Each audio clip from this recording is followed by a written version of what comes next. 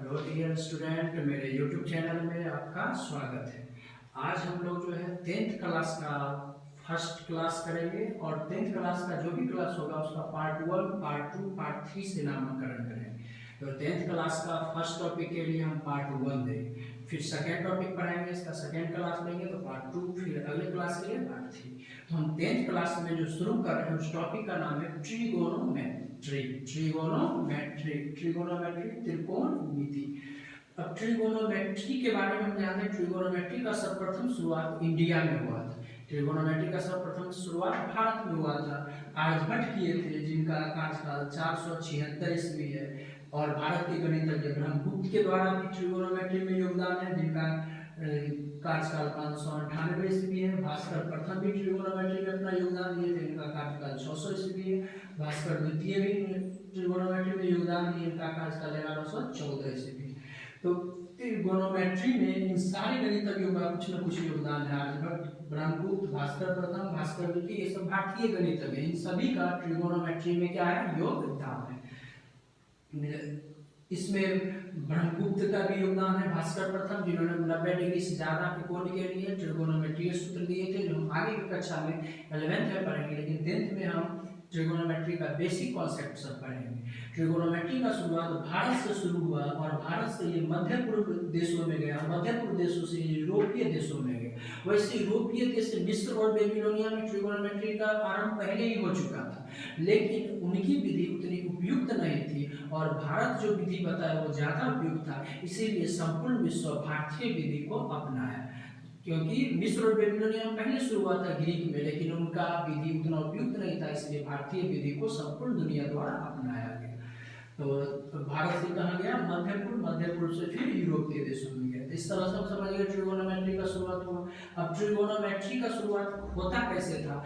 अतीत में गणितज्ञ सब ये पृथ्वी से चंद्रमा की दूरी, पृथ्वी से सूर्य की दूरी, पृथ्वी से कई ग्रहों की दूरी ज्ञात करने में समुद्री कप्तान जो थे या उनका सर्वेयर या कहे अभियंता, ये सब जो है कहीं जाने आने के लिए समुद्री रास्ते से नए नए चित्र बनाते थे कि किस रास्ते से कैसे जाएंगे, कितने ऊंचाई तक है, कितने गहराई तक थे। इस चित्र बनाने में ट्रिगोनोमेट्री का प्रयोग करते थे। फलतः ट्रिगोनोमेट्री का आरंभ हुआ।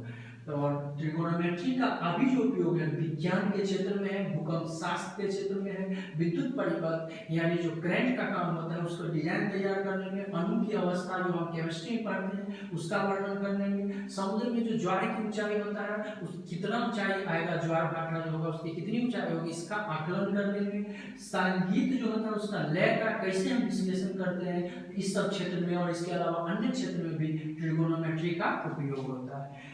अब ट्रिगोनोमेट्री जो है ग्रीक गणितज्ञ हिपार्कस 140 बीसी मतलब बिफोर क्राइस्ट, ईसा मसीह के जन्म से 140 साल पहले ग्रीक गणितज्ञ हिपार्कस ने ट्रिगोनोमेट्री में एक कथन दिए थे। उनका कथन था कि उस कथन में उन्होंने बताया थे कि समकोण त्रिभुज को कोणों को भुजाओं के साथ संबंध स्थापित किए थे।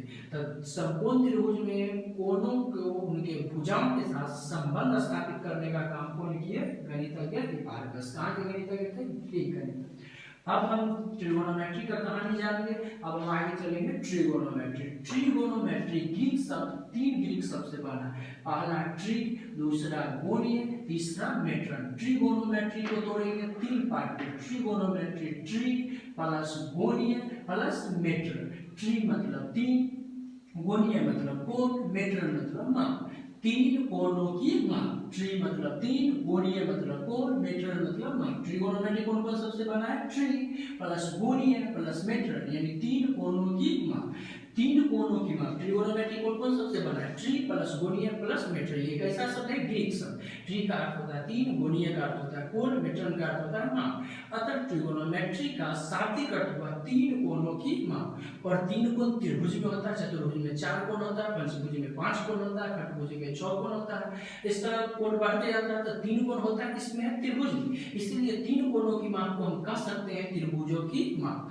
तो त्रिगोनोमेट्री का अर्थ हुआ तीन कोणों की माप अर्थात त्रिभुजों की माप। अब त्रिभुजों की माप में हम लोग जो 10th में पढ़ेंगे वो संपूर्ण त्रिभुज को मानक रूप में लेकर अध्ययन करेंगे। 11th में जाएंगे उसमें आगे भी पढ़ेंगे, न्यूनकोणीय के लिए, अधिकोणीय के लिए, बहुत सारे कोणों के लिए पढ़ेंगे, लेकिन 10th में जो हम पढ़ेंगे संपूर्ण त्रिभुज को मानक रूप में लेकर त्रिकोणमिति का अध्ययन करेंगे। तो त्रिकोणमिति में हम किसका अध्ययन करेंगे? त्रिभुजों की माप का। अब त्रिभुजों की माप में कौन कौन चीज का अध्ययन करेंगे?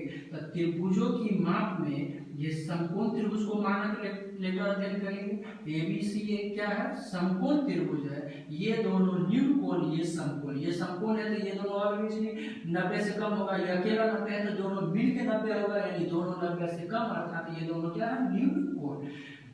और ये ए बी, बी सी, ए सी ये है भुजा। त्रिकोणमिति का डेफिनेशन है 10th लेवल के लिए, त्रिकोणमिति गणित की वह शाखा है जिसमें किसी त्रिभुज के कोणों की माप, उनके भुजाओं की माप और कोणों और भुजाओं के बीच के संबंध का अध्ययन करते हैं। अब इस कोण का माप त्रिकोणमिति जब पढ़ेंगे तो ये कोण कितना है, जबकि भुजा दिया रहेगा तो कोण निकालना रहेगा। 30 डिग्री है, 45 डिग्री, 60 डिग्री, 90 डिग्री। अगर कोण दिया रहेगा, एक भुजा रहेगा तो एक भुजा निकालना रहेगा। अब जैसे हम लोग पढ़ते हैं, आगे पढ़ेंगे sin 30 डिग्री बराबर 1/2, ये हो गया भुजा की माप, ये कोण की माप, ये दोनों के बीच संबंध, कोणों की माप और भुजाओं के माप के बीच संबंध।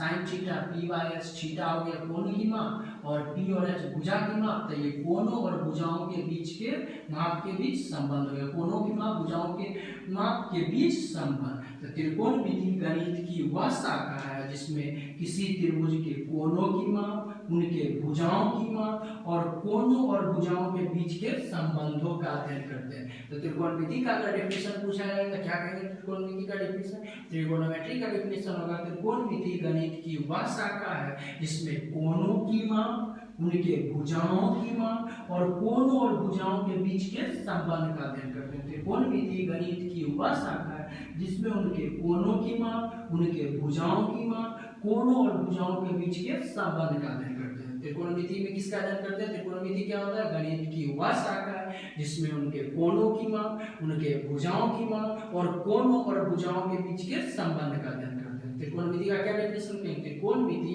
का शाब्दिक अर्थ हुआ तीन कोणों की माप, और ये तीन कोण किसमें होता है? त्रिभुज में, यानी इसमें हम किसका अध्ययन करते हैं? त्रिभुजों की माप।